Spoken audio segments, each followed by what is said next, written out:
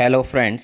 आज हम गाय व भैंस के नवजात बच्चों में होने वाली मुख्य बीमारियां व उसकी रोकथाम कैसे कर सकते हैं उसके बारे में जानकारी प्राप्त करेंगे। इसमें यदि आपने काफ केयर अच्छी की है, अर्थात इसमें यदि आपने काफ के खाने पीने रहने की व्यवस्था अच्छे ढंग से की है, अर्थात शुरुआती दिनों में यदि नवजात बच्चों को प्रॉपर मात्रा में दूध पिलाया है, तो इन नवजात बच्चों में होने वाली बीमारियों से काफ़ी हद तक बचा जा सकता है। काफ की केयर कैसे करते हैं, इसका वीडियो भी मेरे द्वारा बनाया गया है। यदि यह जानकारी लेना चाहते हो तो इस वीडियो के डिस्क्रिप्शन में आपको इसका लिंक मिल जाएगा। इसमें कुछ डेयरी फार्म का मूल्यांकन किया गया, जिसमें पाया गया कि इन नवजात बच्चों में 52% अर्थात 52% जो मृत्यु होती है वो डायरिया व दस्त से होती है और 22% मृत्यु दर श्वसन संबंधी अर्थात निमोनिया जैसे रोगों से होती है। आघात या अटैक से 3% व जोड़ों व नाभि संबंधी समस्याओं से 3 से 4% मृत्यु दर हो जाती है। अन्य अज्ञात कारण से इसमें लगभग 22% मृत्यु दर होती है। इन बीमारियों के कई कारण हो सकते हैं, जैसे बैक्टीरिया, वायरस, परजीवी, वातावरण कारक, इम्बैलेंस डाइट, मैनेजमेंट कारक। अब हम नवजात बछड़ों व बछड़ियों में होने वाली बीमारियों में एक एक करके डिस्कस करेंगे। उनमें से सबसे पहली बीमारी काफ अतिसार, जिसको काफ डायरिया या वाइट स्कोर के नाम से भी जानते हैं। इसको कॉमन स्कोर या सफ़ेद दस्त के नाम से भी जाना जाता है। इसमें गाय या भैंस के नवजात बच्चों में जो दस्त वाली जो प्रॉब्लम है उसकी मृत्यु का प्रमुख कारण होता है। तो यह बछड़ों में एक घातक रोग होता है। इसमें कई बार 24 घंटे के अंदर ही मृत्यु हो जाती है। वैसे तो बच्चों में दस्त लगने के अनेक कारण हो सकते हैं, जिसमें अधिक मात्रा में दूध पी जाना, पेट में संक्रमण का होना, पेट में कीड़ों का होना।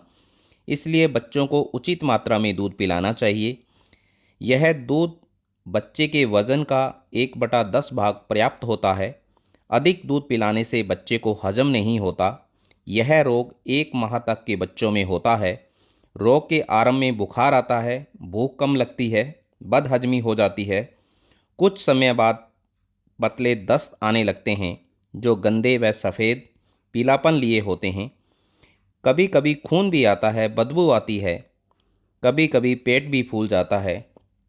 इस बीमारी में बचाव के तौर पर पर्याप्त मात्रा में खीस पिलावें और आगे वजन के अनुसार 1/10 भाग दूध अवश्य पिलावें व गंदगी से बचावें। यदि यह बीमारी हो जाती है तो इसमें हम एंटीबैक्टीरियल दवा का यूज़ करते हैं। इस बीमारी में शरीर में पानी की कमी हो जाती है, तो उसके लिए हम ORS का घोल भी पिला सकते हैं। वह इंजेक्शन के रूप में डेक्स्ट्रोज सैलाइन ड्रिप दे सकते हैं। यदि कॉक्सिडियोसिस से खूनी दस्त आते हैं तो उसके उपचार के लिए कॉक्सिडियोस्टेट दवा का यूज़ भी करते हैं। नेक्स्ट बीमारी के रूप में काफ में होने वाली जो बीमारी है वो निमोनिया की है। तो यह बीमारी 3 सप्ताह से 4 सप्ताह के बच्चों को ज़्यादा होती है। गंदे व सीलन युक्त स्थान से यह रोग अधिक फैलता है। रोग के आरंभ में बच्चा सुस्त, खाने में रुचि नहीं रहती, सांस तेज़ी से लेता है, खांसी आती है, आँख व नाक में पानी बहता है। रोग बढ़ने पर नाक से बहने वाला पानी गाढ़ा व चिपचिपा हो जाता है। सांस लेने में कठिनाई आती है, खांसी तेज हो जाती है व अंत में मृत्यु हो जाती है। बच्चों का यदि खास तौर पर सर्दियों में पूरा ध्यान ना रखा जाए तो उसको निमोनिया रोग होने की संभावना हो जाती है। जाड़ों व बरसात के मौसम में बच्चों को उचित देखभाल करके उन्हें इस बीमारी से बचाया जा सकता है। यदि यह बीमारी हो जाती है उसके लिए कई दिन एंटीबायोटिक्स इंजेक्शन लगाकर उसको बचाया जा सकता है। काफ में होने वाली अगली बीमारी के रूप में नेवल इल या नाभि का सड़ना। यह बीमारी हाल ही में पैदा हुए बच्चों में होती है। इसमें नाभि में मवाद या पस पड़ जाती है रोग के आरंभ में बछड़ा सुस्त पड़ जाता है, लेटा रहता है और कभी कभी वहाँ पे मैगट भी पड़ जाते हैं। इसमें बछड़ा या बछड़ी दूध नहीं पीता, तेज बुखार आता है, सांस दर तेज हो जाती है। इसमें नाभि गीली व चिपचिपी दिखाई देती है। 1-2 दिन सूजन बढ़ने से नाभि गर्म व सख्त हो जाती है। कभी कभी घुटनों या जोड़ों में सूजन आ जाती है। बछड़ा लड़खड़ाने लगता है। इलाज के तौर पर नाभि नाल गिरने के बाद नाभि को एंटीसेप्टिक सॉल्यूशन के रूप में टिंचर आयोडीन या बीटाडीन आदि से उस समय तक लगाते रहना चाहिए जब तक नाभि बिल्कुल सूख ना जाए। बछड़ों के पैदा होने वाला जो स्थान है वो साफ सुथरा होना चाहिए। नाभि से संबंधित अन्य रोग या कॉम्प्लिकेशन आते हैं तो नाभि वाले रीजन में जैसे कि अम्बिलिकल एब्सेस भी बनता है, अम्बिलिकल सिस्ट, अम्बिलिकल हर्निया या परवियस यूराकस की कंडीशन होती है। यदि इस प्रकार के कोई कॉम्प्लिकेशन नाभि से संबंधित आते हैं तो पशु चिकित्सक की सलाह से इसका इलाज करवाना चाहिए। नेक्स्ट बीमारी के रूप में काफ में पेट के कीड़ों का होना या वर्म्स का होना। जब गाय या भैंस के बच्चों में पेट के कीड़े होते हैं तो वे कमज़ोर हो जाते हैं, मिट्टी खाने लगते हैं। नवजात बच्चों में पेट के कीड़ों की वजह से बच्चों में या तो दस्त हो जाते हैं या कब्ज हो जाती है। पेट के कीड़ों की दवा में पाइपराजिन सर्वोत्तम मानी जाती है। गर्भावस्था की अंतिम अवस्था में गाय व भैंस को पेट के कीड़ों की दवा अवश्य देनी चाहिए, जिससे बच्चों में जन्म के समय पेट के कीड़े नहीं होंगे। बच्चों में पेट के कीड़ों की दवा की जो पहली डोज है वो 21वें दिन पे देनी चाहिए। फिर हर महीने के अंतराल पर 6 महीने तक लगातार देनी चाहिए। जब काफ 6 महीने का हो जाता है फिर उसे हर 2.5 से 3 महीने के अंतराल पर डीवर्मिंग करवानी चाहिए। नेक्स्ट बीमारी जो काफ में होती है वो टाइफाइड या साल्मोनेलोसिस की होती है।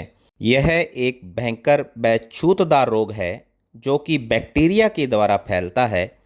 इसमें पशु को तेज बुखार व खूनी दस्त लग जाते हैं। इलाज के अभाव में मृत्यु दर काफ़ी अधिक हो सकती है। इस बीमारी में प्रभावित पशु को अन्य स्वस्थ पशुओं से अलग रखकर उसका उपचार करना चाहिए। यहाँ बच्चों को रखते हैं उसकी उचित सफाई रखकर व बछड़ी व बछड़ियों को उचित देखभाल के द्वारा इस बीमारी को नियंत्रित किया जा सकता है। यदि यह बीमारी हो जाती है उसके लिए हम एंटीबायोटिक्स दवा, नेसिड्स, मल्टीविटामिन इंजेक्शन व ड्रिप के रूप में नॉर्मल सलाइन, रिंगर लैक्टेट या डेक्सट्रोज नॉर्मल सलाइन सॉल्यूशन का यूज़ करते हैं। काफ में होने वाली लास्ट बीमारी के रूप में मुंह व खुर की बीमारी, जिसको फुट एंड माउथ डिजीज़ या एफएमडी के नाम से जाना जाता है। तो बड़े उम्र के पशुओं में तेज बुखार होने के साथ साथ मुंह व खुर में छाले व घाव होने के लक्षण पाए जाते हैं, लेकिन बच्चे या बच्चियों में मुंह व खुर के लक्षण बहुत ही कम देखने को मिलते हैं। बच्चों में यह रोग उसके हृदय पर असर करता है, जिससे थोड़े ही समय में उसकी मृत्यु हो जाती है। हालांकि वायरस या विषाणु से होने वाली इस बीमारी का कोई इलाज नहीं है, लेकिन बीमारी हो जाने पर पशु चिकित्सक की सलाह से इस बीमार पशु को उसके सेकेंडरी बैक्टीरियल संक्रमण से अवश्य बचाया जा सकता है।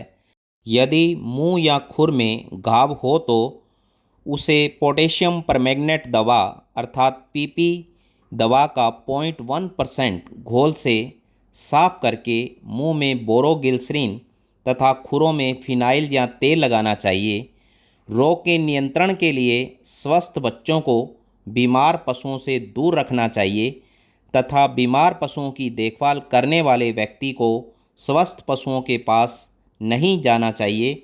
बच्चों को सही समय पर एफएमडी वैक्सीन का टीका अवश्य लगवाना चाहिए।